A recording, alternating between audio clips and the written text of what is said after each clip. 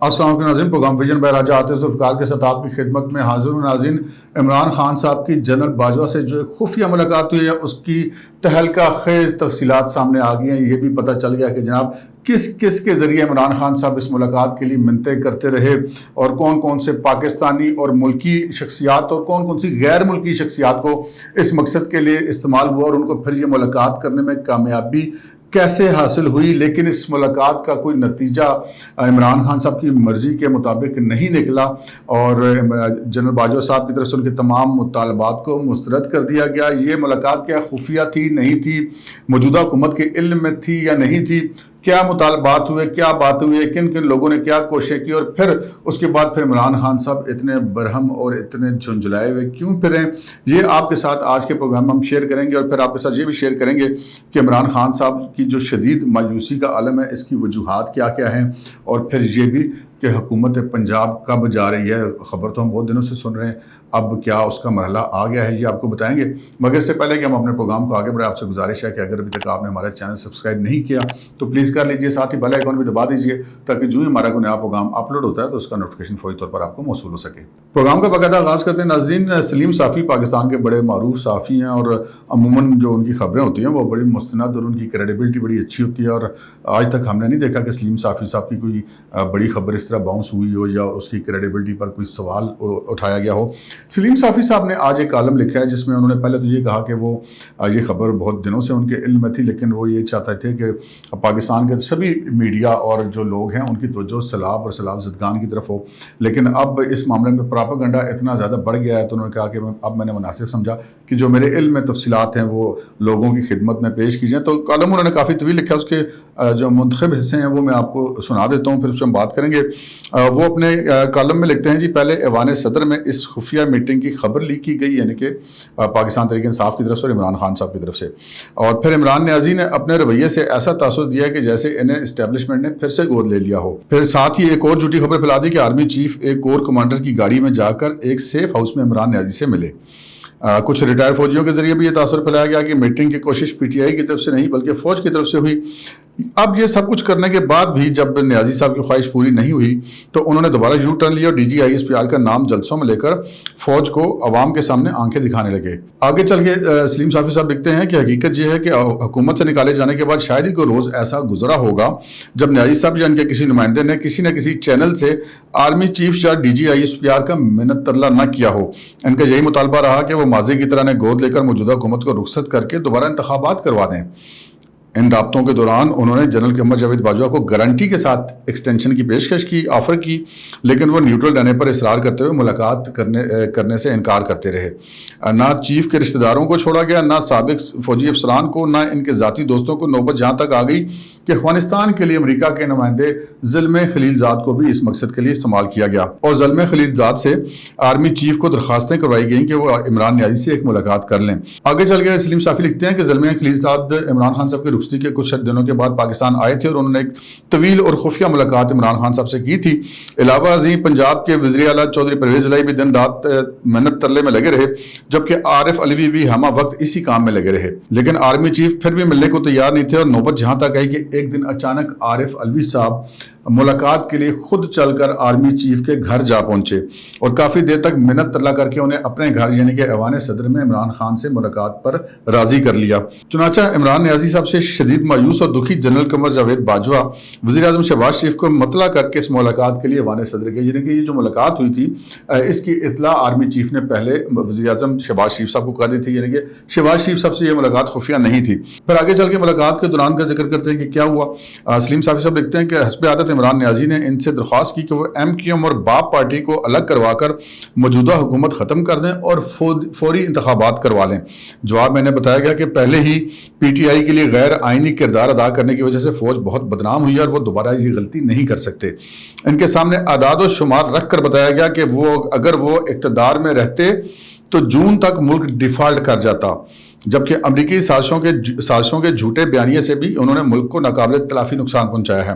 عمران نیازی اسرار اور عارف علوی وغیرہ بیچ بچاؤ یہ منت ترلا کرتے رہے تو جواب میں نے بتایا گیا کہ اس طرح کی تمام احسان فراموشیوں اور فوج میں تقسیم کی کوششوں کے باوجود فوجی قیادت ان کے ساتھ دشمنی نہیں چاہتی، اور نہ یہ چاہتی ہے کہ ان کے ساتھ وہ سلوک ہو جو بھٹو یا نواز شریف وغیرہ کے ساتھ ہوا، لیکن فوج انہیں فوری طور پر الیکشن نہیں دے سکتی۔ آگے مزید لکھتے ہیں سلیم صافی صاحب کہ وجہ اس کی یہ بتائی گئی کہ موجودہ سیٹ اپ نے IMF سے ڈیل کر کے وقتی طور پر ملک کو دیوالیہ ہونے سے بچا لیا ہے، لیکن اس کا یہ مطلب نہیں کہ معاشی استحکام آگے اب بھی ڈالر اور مہنگائی کنٹرول میں نہیں آ رہے ہیں۔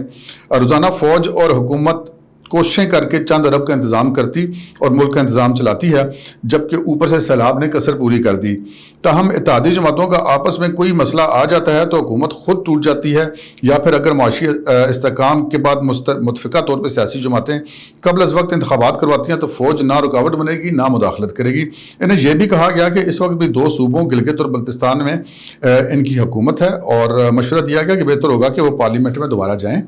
اور مفاہمت کے ذریعے ملک کو معاشی بحران سے نکالنے اور نئے انتخابات کا راستہ نکالیں۔ اگر وہ پاپولر ہو رہے ہیں تو فوج ان کا راستہ نہیں روکے گی، اور اگر وہ اگلے انتخابات میں جیتے ہیں تو آرام سے جیت لیں۔ فوج اسی طرح لا تعلق رہے گی جس طرح پنجاب کے ضمنی انتخابات میں لا تعلق رہی ہے۔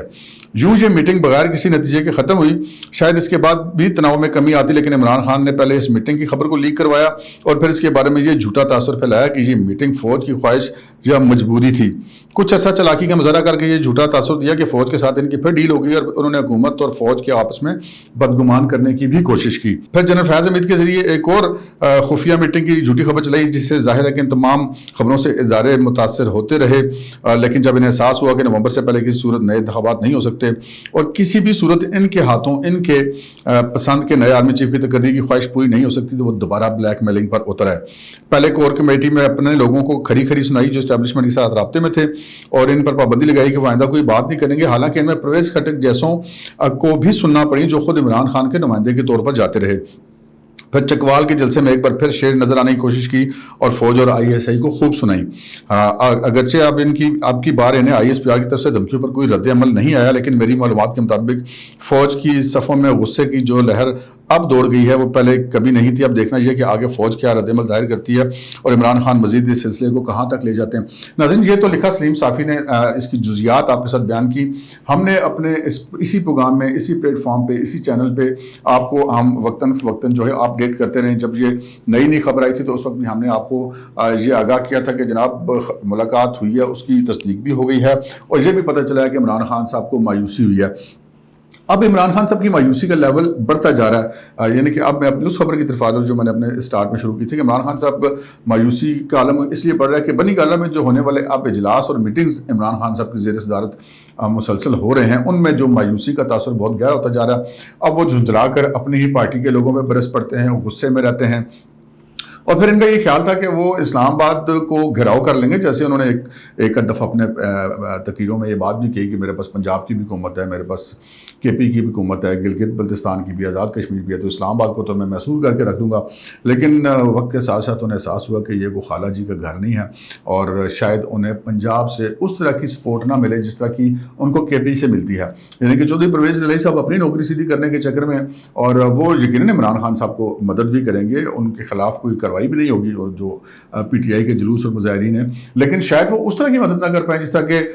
KP کی حکومت اپنے پورے وسائل جھونک دیتی ہے عمران خان صاحب کے لیے وفاق کے خلاف کسی بھی چڑھائی میں۔ ماضی میں ایسا ریکارڈ ان کا رہا ہے۔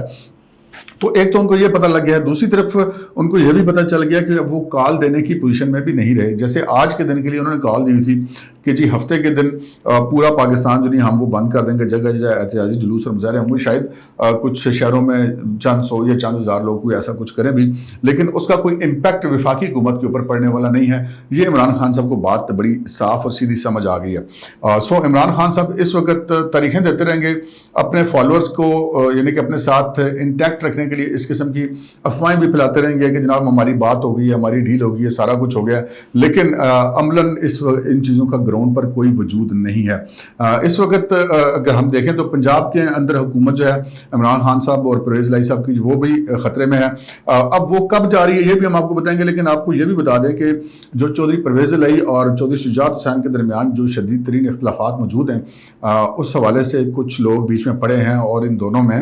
صلح کی کوششیں ہو رہی ہیں، اور اس میں کسی حد تک کو پیش رفت ہوئی ہے، لیکن اب ہمیں یہ نہیں پتا کہ کیا اس صلح کے نتیجے میں چودھری پرویز الہی صاحب چودھری شجاعت کو قائل کر پاتے ہیں یا چودھری شجاعت صاحب پرویز الہی کو لکیر کی دوسری سمت لے جاتے ہیں، یہ ایک الگ بات ہے۔ لیکن ابھی یہ چیزیں ہیں اتنی زیادہ ان میں کوئی ایسی بات نہیں ہوئی کہ ہم یہ کہہ سکیں کہ اب کچھ ہونے ہی والا ہے، کچھ دنوں میں ایسی بات نہیں ہے۔ البتہ ان کی آپس میں راضی نامے اور صلح کی بات ضرور چل رہی ہے۔ اب بات کرتے ہیں جناب پنجاب حکومت کب جاری ہے۔ ہم نے آپ سے عرض کی تھی کہ جو چودھری پرویز الہی صاحب کے جو اراکین صوبائی اسمبلی ہے ان سمیت 10 ان میں سے 6 یا 7 لوگ جو ہیں وہ چودھری شجاعت صاحب کے ساتھ رابطے میں آ گئے اور ان کہا کہ جیسے آپ کہیں گے ہم ویسے کریں گے، اور اس کے بعد جو ہے ان کے کچھ پی ٹی آئی کے اراکین اسمبلی ہیں وہ بھی کوئی تیار ہیں اپوزیشن کے ساتھ دینے کے لیے، ساتھ اس سینس میں دینے کے لیے کہ ویسے تو اگر وہ ساتھ ہوتے ہیں تو وہ ڈی سیٹ ہوتے ہیں، لیکن اگر وہ پرویز الہی صاحب کو اعتماد کا ووٹ نہیں دیتے ہیں تو پھر کیا ہوگا؟ پھر یہ ہوگا کہ پرویز الہی صاحب کی حکومت ختم ہو جائے گی، لیکن پرویز الہی صاحب کو گورنر پنجاب اگر اعتماد کا ووٹ لینے کے لیے کہیں گے تو اس کے لیے کوئی بیسیکلی ریزن چاہیے، اور وہ ریزن جو کریٹ کی جائے گی وہ یہ کی جائے گی کہ پہلے اسپیکر یا ڈپٹی اسپیکر کے خلاف تحریک عدم اعتماد لائی جائے گی، کیونکہ اس میں ہوتی ہے خفیہ رائے دہی، اس میں اوپن ووٹ نہیں دینا ہوتا، تو اس وجہ سے وہ جو الیکشن کے سے متعلقہ جو دفعات ہیں کہ جو ڈی سیٹ ہونے والی وہ پھر ان کے اوپر نہیں لگتی۔ اب اگر خفیہ پولنگ میں اسپیکر یا ڈپٹی اسپیکر کا الیکشن پرویز الہی صاحب اور ان کی حکومت ہار جاتے ہیں تو پھر گورنر کے پاس ایک بہت بڑا جواز موجود ہوگا کہ وہ پرویز الہی صاحب کو اعتماد کا ووٹ دوبارہ لینے کے لیے کہیں۔ یہ سارا معاملہ ہوگا جی، یہ اب کب ہوگا یہ آپ کو ساتھ ہم شیئر کر دیتے ہیں کہ جناب جو شہباز شریف صاحب ہیں وہ اب امریکہ سے واپسی پر لندن اس وقت پہنچ گئے ہیں اور انہوں نے نواز شریف صاحب سے ملاقات کرنی ہے۔ شنگھائی تعاون تنظیم کے اجلاس میں گئے، اس کے بعد وہ پھر لندن آئے تھے، اس کے بعد پھر وہ امریکہ گئے، یونائٹڈ نیشن کے اجلاس میں گئے، بہت ساری سائیڈ لائن ملاقاتیں کی انہوں نے سربراہان مملکت حکومت کے ساتھ، امریکہ کے صدر، روس کے صدر اور جو دیگر دنیا کے جو رہنما ہیں، عالمی رہنما، ان سے ان کی ملاقاتیں سائیڈ لائن ہوئی، بہت کامیاب ان کا یہ دورہ رہا۔ تو اب وہ ادھر سے فارغ ہو کے جناب پہنچے ہیں لندن میں۔ اب یہ لندن میں فیصلہ ہوگا، ٹائم فریم طے ہوگا کہ پنجاب کی حکومت کب جائے گی، اور جو ہی شہباز شریف صاحب اب پاکستان واپس آتے ہیں تو اس کے بعد ہمیں پنجاب حکومت کے حوالے سے بہت بڑی بڑی تبدیلیاں ہوتی ہوئی نظر آئیں گی۔ اب تک کے لیے اتنا ہے، اجازت دیجیے، اللہ حافظ۔